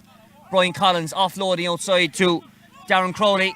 Crowley shot going in, great score, and that's what Bandon need, Conor. Yeah, badly needed score there now for Bandon. Need to get it set up quick and try and push Mallow now on the kick out and keep the pressure on, because they really need to get a few more scores on the board.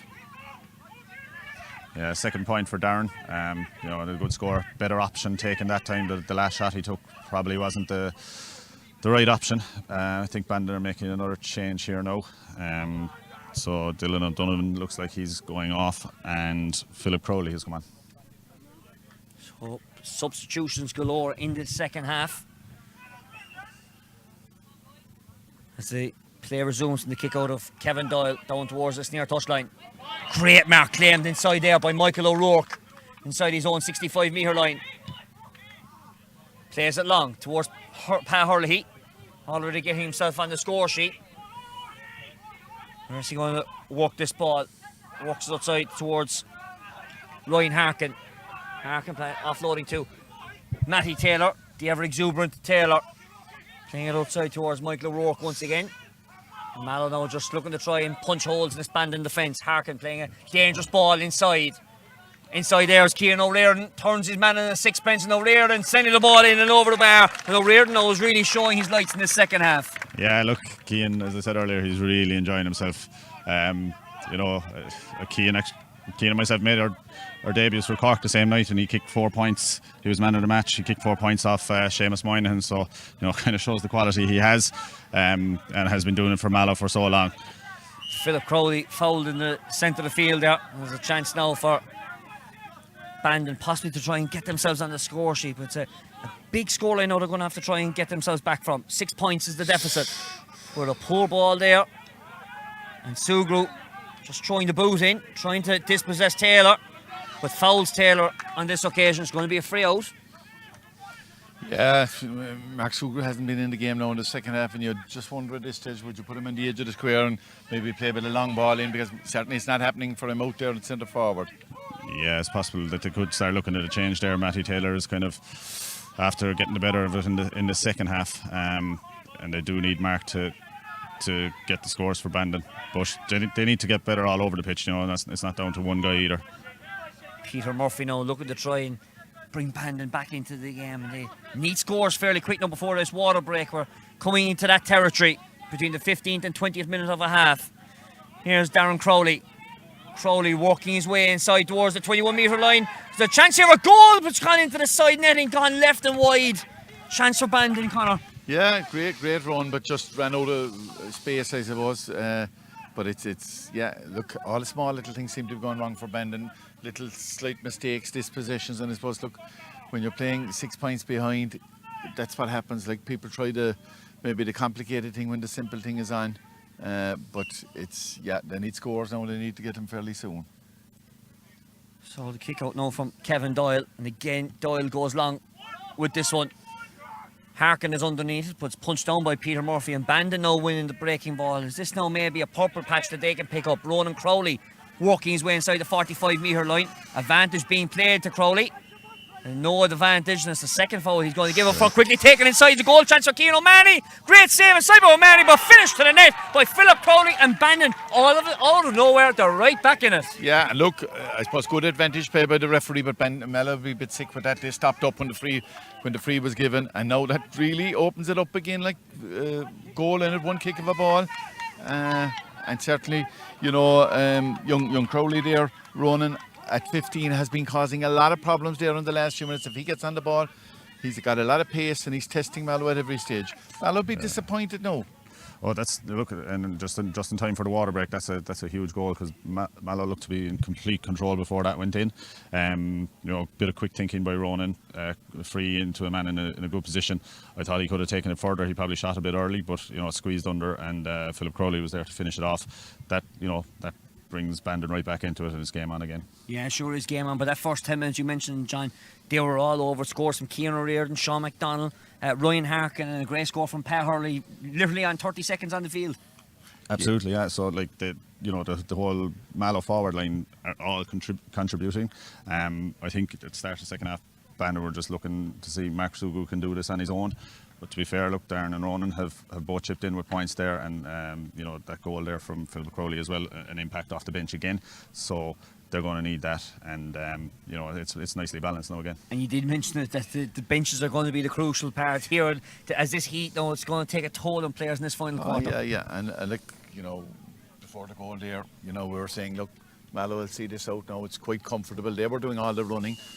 Bandon, small mistakes happening, and Mallow capitalising. But now we're a one-goal game, and it's there's a bit of a psychological edge here for Bandon if they can grab the first score here after the throw-in, like. Yeah, look, pressing this kick out now, making sure they're pushed up and they don't give away a soft kick out. Press now and try and get a couple of scores back to chip away back, and we could be in for an exciting finale. We could be indeed. Both sides, their average scoring in this championship from the 3-round robin games was 112. They've already, Mallow have surpassed it by that goal. Bandon on that average now, as the play is going to resume from the kick out of Pat Doyle. As Robert Whelan says, let's get this final quarter of this Bonsecures Premier Intermediate Championship quarter final underway. Kevin Doyle does that over to the far side. It's a clean mark there taken, and it's sent a long ball in, looking for Hurley inside. Going to break down inside to Owen Kelleher. Kelleher getting already 2-1 in this championship already. Kelleher got himself on the score sheet in this championship. A great block inside there by the Bandon defenseman. Another chance for Mallow. A super save inside there by Pat Prendergast. Michael O'Rourke in one-on-one, but a great save to knock it out for a 45. Yeah, look, if Cian O'Riordan is doing it for Mallow with the guts of 20 years, then Pat Prendergast is doing it for Bandon for even longer, and he's made 2 really important saves there in this half, and you know his kickouts are pretty solid as well. So you know it's like 2 guys who've given everything to their club and owe them nothing, but are still doing it. And you know that was a crucial save just to keep Bandon in the game. That's fantastic, as you say, John. Pat is a long time at it, but look, he's not none of his sharpness there today. Like 2 as good as saves as you'll see, whether it's inter-county club or whatever. Like, you know, great organiser, great clubman there and that. So great to see it happen. This is an important kick now for Mallow. It would put 4 points in it if Ryan Harkin can put this over the bar. So chance now for Harkin to extend that lead for Mallow back out to 4 points. It's been kept clean from going out, but the Bandon defence have won us inside there through James Walsh. Plays it outside towards Philip Crowley, who scored that goal only moments ago. And the third substitute in the second half, Jonathan Crowley, sending it along up the touchline, but it looks like that the Mallow defence will be first to it, and namely Bill Myers. And a foul there. And probably a speaking to as well. A bit of a clumsy challenge, really, Conor. Yeah, he came in late there and looked, the referee's going to book him now. But look, you know, there's more desperation than any malice intended in it. I think Mark O'Regan has come in from Bandon there. I'm not sure, is it Mikey Cahalan that's gone off? So this free going to be taken by James Lockery. Long ball sent by Lockery in towards the 45-metre line. Inside there is Pa Hurley. Is he going to get a second score from outside the D exclusion zone, trying to turn, but doesn't turn enough, and it goes to the right and wide. Yeah, Mallow have a lot of space now because I suppose Bandon have pushed up the field and that, and there's plenty of space and plenty of opportunity. But look, Bandon need to get the next score. Pat Prendergast with the kick out, broken down by Mallow, but Bandon trying to win out through Brian Crowley. Ended up on the floor, and can Bandon now try and gain possession and try and get some composure? Well, for a start, they've won a free in the middle of the field through Philip Crowley. Running through is Jonathan Mulcahy, but it was a poor ball inside there by Darren Crowley, and that's allowed James Lockery to come onto the ball, break it away, and Mallow now on the counter-attack. 1 man inside the full forward line, that's Pa Hurley. Can he keep it from going out? He can. Hurley working inside, and here comes Lockery. He kept on going in that run. Plays the ball outside towards Kieran O'Sullivan. Kieran turns back on his right. O'Sullivan, great score from a Mallow point of view, and that extends the lead back out to 4 points. Yeah. Look, Patrick Hurley has made a very positive impact off the bench for Mallow. Set up James Lockery there to take it on, and ended up with the score from Kieran O'Sullivan. 4 point lead now for Mallow. They're still favourites here. Bandon have won a free off the base of the kick out. The referee says bring it back, but Mark Sugru looking to try and get involved in this game, has to play it backwards to Brian Crowley. And Crowley now, where can Bandon go from here? They need to try and get a score. Harkin putting Brian Crowley under pressure as Mark O'Regan has entered the field. Jonathan Mulcahy switches the play towards Cian O'Mahony. O'Mahony now looking to try and play a measured ball to the top of the left. Keeping it very well. He's kept it in and he's gone out for a wide ball. Some indecision from the umpire, but goes out left and wide. Bit unlucky, good high ball. It must be only marginally out there, and would have been interesting if he had kept the ball in play because it looked to open up inside. But Mallow now taking their time about the kick out, knowing that the clock is in their favour. We're inside the final 8 minutes of regulation time. Of course, we'll have a bit of injury time. There was 5 subs in that second half, and also we had that water break. So over 10 minutes to play. As that ball is won inside there by Bandon. Trying to break out with the tackle there's Philip Crowley. Sends a long ball inside. Mark O'Regan just couldn't get a hand to it. And James Lockery, well, in fact Bill Myers was fouled there, was a push in the back, and Lockery with the possession in his hand, and Mallow just looking to try and slow down the tempo small bit. Yeah, Bill Myers has been responsible for a few good interceptions there today. I'd say he'll be looking to hold on to that jersey for the next day out, and has done well there. Yeah, Bandon have two long balls into the forward line there, and failed to win both of them. They can't really afford not to convert their chances at this stage. As that ball was missed by Cian O'Riordan, and a chance now again for Bandon to build. Next score, as the old cliche goes, could be crucial, but a clumsy tackle there by Owen Stanton. And Ronan Crowley is not happy as what happened there. And there's going to be a speaking to. I think it was just an innocuous tackle there. Some attention going to be required, Conor. Yeah, Ronan doesn't seem happy, but I think the initial challenge, the ref blew for the free, and I don't know that Ronan trying to exact some retribution in that. I'm not too clear. Yeah, I think he's got a. Look, I think it looked like a closed fist to the face. I think Ronan's got possibly some blood. We'll have to go off.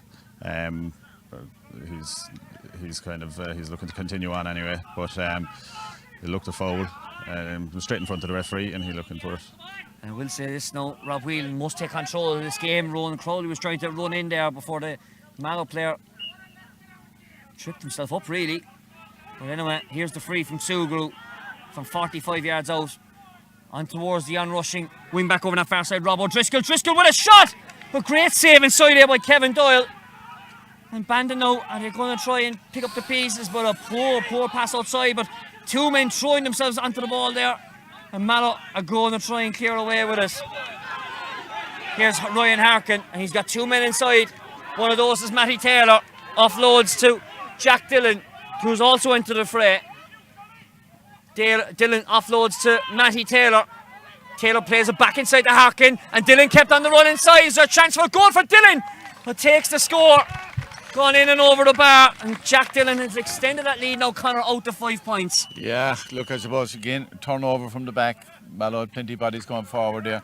Jack Dillon, maybe was happy with his points. Certainly the goal was on, you would have thought. But look, at 5 points, Mallow looking fairly safe now at this stage. And again, their bench has probably been a bit more influential than what the Bandon bench has been. Yeah, and maybe the rest week that Pat alluded to earlier has standing to him. But look, I suppose we complimented Pat Prendergast earlier. We have to compliment Kevin Doyle now. That was a very important save from Robert O'Driscoll. To deny Bandon a goal at one end and get a point at the other, that could be the deciding factor in this game. Some mistakes, both defensively and offensively from both sides there, but ball's broken into the centre of the park, and here's really the first time we see Mark Sugru in some kind of space, but a poor ball by Sugru. Lockery read the situation, and he breaks out of the fence, plays in towards the centre of the park towards Ryan Harkin, switches the play towards Jack Dillon, and Dillon down towards his near touchline towards Cian O'Riordan. Takes a shot from 35 yards out, and a super score off the left peg from Cian O'Riordan. Yeah, look, what do you say? It's a bit like the wine. The older it gets, the better it gets. And by God, this fella's getting better every day. Yeah, look, it's brilliant to see Cian playing so well. Like I said, I played under 21 with him and a couple of years with Cork as well. He wasn't involved in Cork during a few years. I wonder if we could find the Cork manager of the time to find out why that was. I don't know, but on today's performance, you'll be telling him come back. But yeah, no, it's fabulous football to see. Bandon probably need a goal at this stage. Well, the one man who might be able to change that is Mark Sugru. He's under pressure over on that far side of the field. Some intense tackling from Matty Taylor, but he got the ball away to James Walsh. And Walsh was a bit laboured going into that tackle though, I'm afraid. And Mallow have turned it over through Padra Hennessy, and a free out one as well by Hennessy. And it's going to be brought forward for some dissent. And James Lockery got a lashing out there from Ronan Crowley, and Ronan could be in trouble here, I'd say. Crowley has already spoken to the Bandon player. He's now speaking to Darren Crowley. You can see the frustrations now in the Bandon offence. Things haven't really gone their way in the second half. No, there's been just small things where guys have had the ball, just spilled it at the last minute, and all those little crucial things have added up now to what's, is it a 6 point lead now for Mallow? Yeah. He's now speaking to Ronan Crowley. And 2 yellow cards dished out to the Crowley brothers. John, wouldn't be something that you would do back in the day. Yeah, no, I Said won't they were comment. related to John now, all right. Like. Yeah, I don't know where they got the crankiness from. That must be Padraig's side. But no, look, the two lads have played well. They're getting a bit frustrated now, but that's kind of inevitable. We'll say it's something to do with the heat as well, maybe. And I'd have played against their uncles in Dermot as well, I can assure you. Through the middle is Peter Murphy. Murphy, can he try and get a score? There was a foul earlier on not on that player, I think. And there's a speaking to Matty Taylor, I think it is. And a yellow card going to be brandished to Taylor. So a chance now for Bandon as we enter the final 90 seconds. The scores needed now for Bandon. And Sugru now with the free place just inside that 45-metre line. Can Sugru now bring this down to 5 points? Well, he's going to plant it in short towards the edge of the square. It's punched up by Doyle. Where's this ball going? It's gone out for a 45 and a second bite of the cherry for Bandon. Yeah, time running out down for Bandon, and you must fancy defensively. They've plenty of numbers back now, Mallow, so it's going to be very difficult to get a goal in this tight situation. Quick 45 was taken there, I should say. Played outside towards James Walsh. They're looking for the goal. Here's Sugru trying to take on 3 defenders. Snapped the shot up high to Gary Owen. Still in, no, just going out to the right or left and wide. It's a wasted opportunity, John. Yeah, Mallow look like they're seeing it out now at this stage. I think the first half was very even, very close, really exciting stuff. Mallow have taken over a bit in the second half. The goal before half time, and then the few points they got after half time. They're deservedly in front now at this stage, and they look like they'll see it home. As the kick out was taken by Pat Doyle. Unless they make a mistake from a kick Kevin Doyle, I should say, but it's turned over, and here comes Jonathan Mulcahy through the centre. Offloads it to Peter Murphy. Murphy being fouled inside there. No, says our referee, and play continues on. Matty Taylor winning that breaking ball, offloading it to Loughreen. Here come the 2 Cork players, 2 Cork defenders up through the centre of the park. They've been inspirational in the second half. A great ball inside to Taylor. Free mark to be taken, doesn't take it, plays on. And that ball goes out for a 45. It looked like to be touched off the Bandon player. And now it looks like as we enter injury time, Mallow's to lose.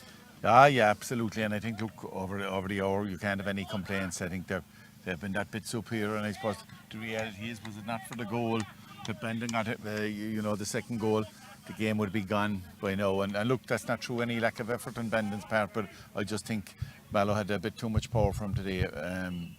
Bandon have been very wholehearted, but it's been just one of those days where it didn't really go from like. As that 45 goes into the left and wide, another change in the Mallow bench. This time it's going to be David Breen who's coming in, so using their 5 substitutions, and it's Shane Merritt coming off. And we mentioned about that. You mentioned about that, John, at half time about the bench, the 5 substitutes all used now, and the fresh legs going towards the end of this game. Yeah, and look, I've been impressed by Mallow today. I'm not sure who they might face next, but they'll be a handful for any team in the Senior A Championship. As Conor said, it's not for want of effort from Bandon, but scoring 1-8 in the first half and only 1-1 in the second half kind of tells its own story. Peter Murphy turned over there, and there's a 1-on-1 situation inside, but unfortunately for David Breen, just didn't get the ball over the top of the Bandon defender Brian Crowley.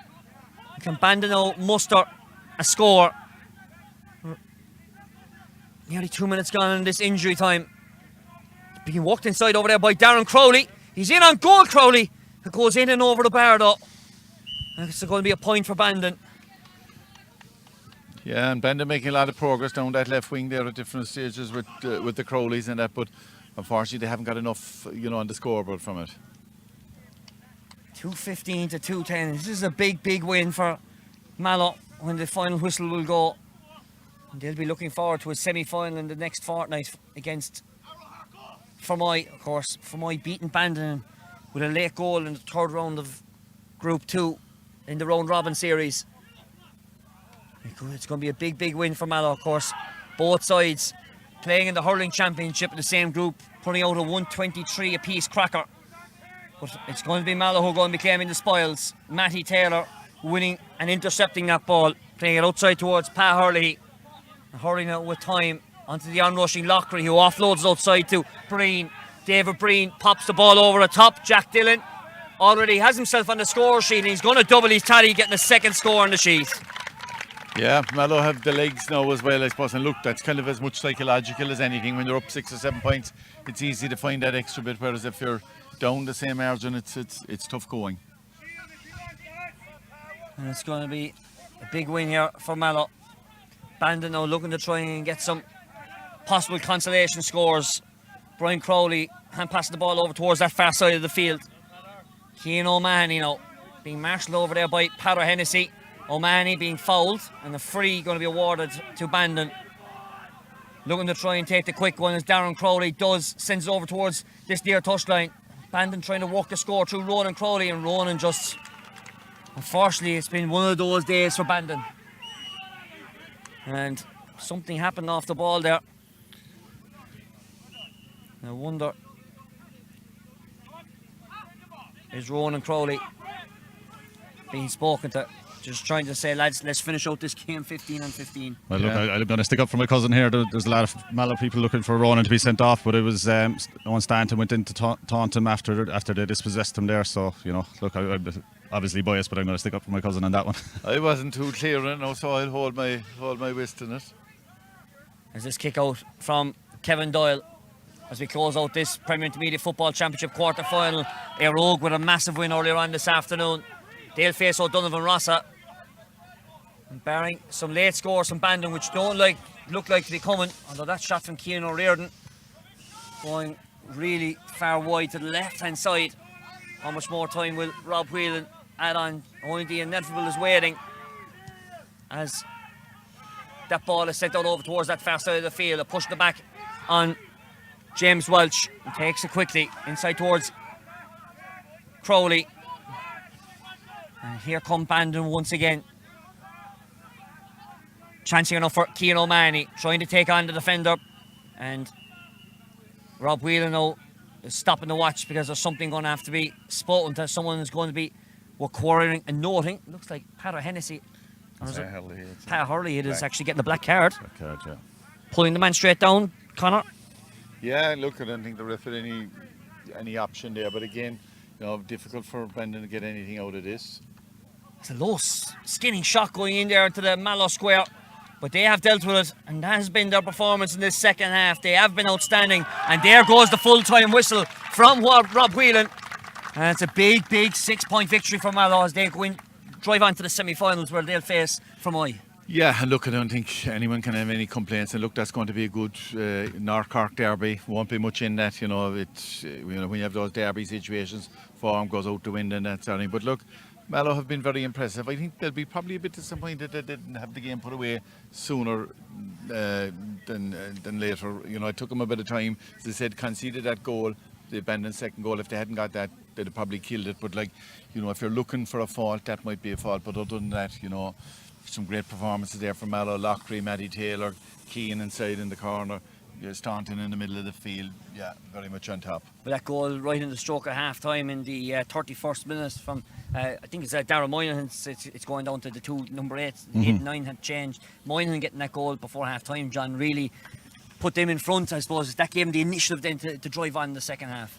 Yeah, absolutely. Like, I mean, the first half was very even. You know, Bandon would have probably thought they might have had a chance of going in ahead. They probably were the better team in the 10 minutes coming up to half time, but that goal put Mallow the 2 points up at half time, and then in the second half they really did take over. You know, I think they just had a little bit more in the legs. Like, you know, we mentioned the rest week. This is eight games in 9 weeks for Bandon, and absolutely we're all calling for more games. But that's for a dual club. That is a punishing schedule as well. Like, you know, and look, Mallow are impressive. I think they're just the better team on the day. Second half, Matty Taylor probably came into it and quietened Mark Sugrue, and they took over around midfield.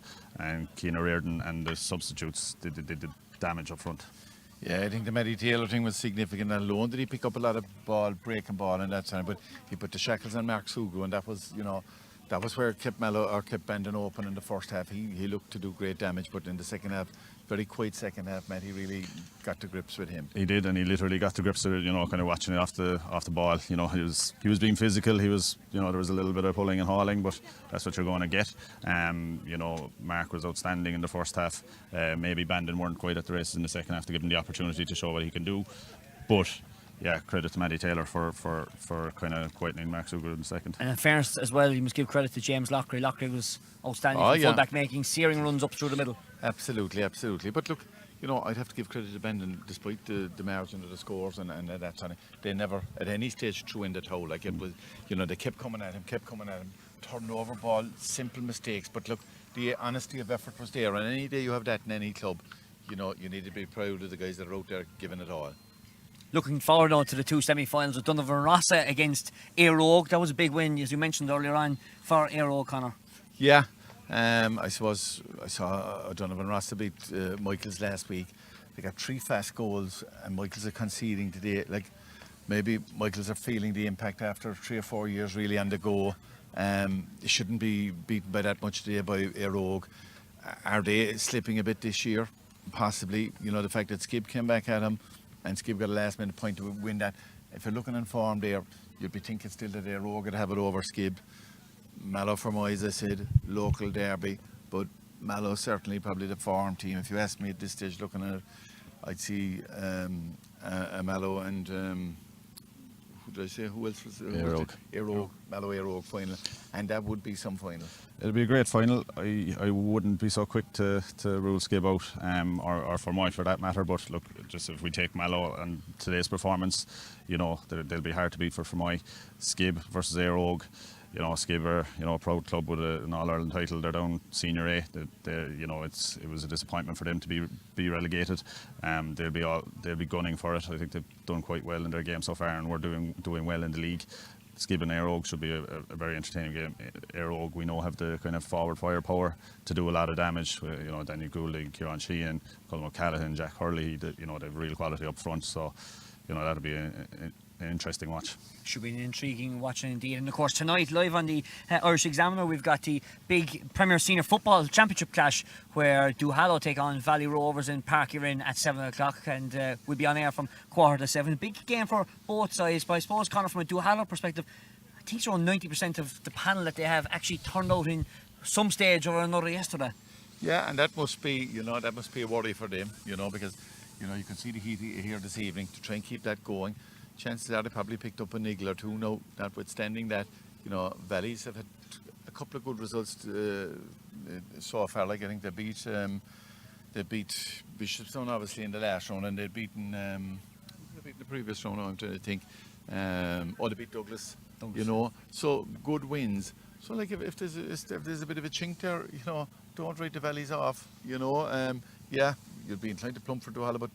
No racing certainly. It depends what Duhallow comes out. Is it a third Duhallow? You know, that sort of way. So, but look, on balance, they probably should come through. But look, interesting enough at the same time. Yeah, like I suppose what Connor's saying is on paper you definitely pick Duhallow. You know, they have the better team on paper. But you know what you're talking about there, that 90% of their squad are involved in a game in one way or the other.